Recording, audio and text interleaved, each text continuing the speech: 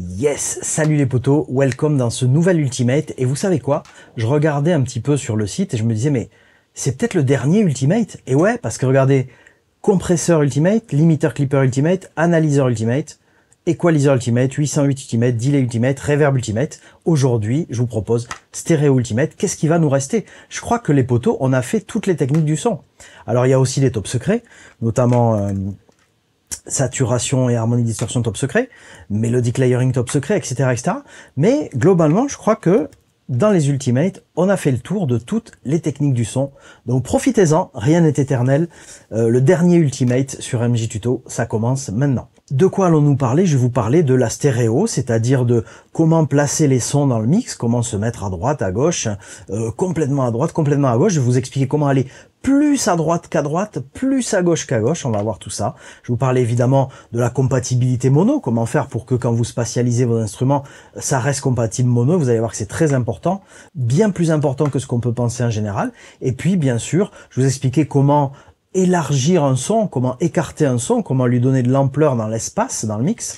Et bien sûr, comment faire en sorte de développer une intelligence du mix dans sa profondeur, dans son écartement stéréo. Parce que vous allez voir, pour ceux d'entre vous qui ont suivi mon tuto sur le loudness et sur les analyseurs aussi, je vous expliquais en moult détails que si vous ne prenez pas tout l'espace disponible dans le mix, dans la stéréo, vous allez avoir beaucoup de mal à obtenir un loudness, un mix qui tape fort. Pourquoi? Parce que pour taper fort, il faut pusher les instruments à leur limite. Et si vous voulez pouvoir pusher un instrument, il faut lui faire de la place dans le mix. Et pour lui faire de la place, il faut écarter tous les autres sons pour ne pas qu'ils le gênent. D'accord? Donc on va voir tout ça. On va parler des problèmes de phase, qu'est-ce que c'est que l'antiphase, comment on peut en tirer parti, comment on peut en profiter dans notre travail de producteur ou d'ingénieur du son. D'ailleurs, c'est très très intéressant. Et puis surtout, je vais vous expliquer les différents types de stéréo, à savoir la stéréo d'intensité, la stéréo de retard, la stéréo de phase, la stéréo spectrale, et là, on va parler aussi beaucoup des notions de mid-side, parce que vous allez voir, ça va nous servir énormément. Alors, je vous précise que ce tuto, évidemment, vous devez l'écouter sur des enceintes stéréo. Si vous écoutez ça sur votre iPhone, sur les haut-parleurs de votre iPhone, ça va pas le faire. Hein. Vous n'allez pas pouvoir percevoir tout ce que je vais vous enseigner. Il faut écouter ça soit au casque, mais de préférence, c'est beaucoup mieux d'écouter ça dans vos studios, sur vos enceintes de studio, parce que je vais aussi vous expliquer ce qu'est le crossfeed, et pour ça, vous allez avoir besoin d'écouter sur des moniteurs. Ok? Alors, j'ai ici un mix pop qui est mixé à 80%, on va dire, une instru pop, et je vais vous faire écouter ce qu'elle donne en mono, et puis je vais enlever le bouton mono pour vous montrer l'écartement que j'ai créé grâce au mixage.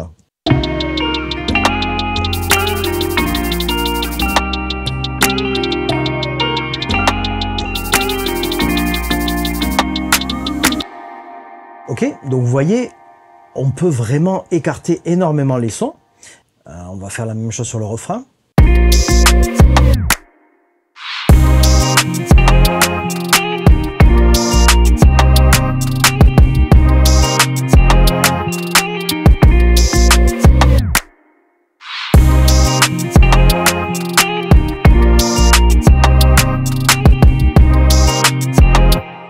Donc vous voyez, tout ce qu'on va apprendre dans ce tuto, c'est comment ouvrir un maximum vos instruments dans le mix tout en conservant une compatibilité mono qui fait que lorsque vous monoisez, vous ne perdez aucun de vos instruments, vous ne perdez aucune fréquence dans votre mix, ok?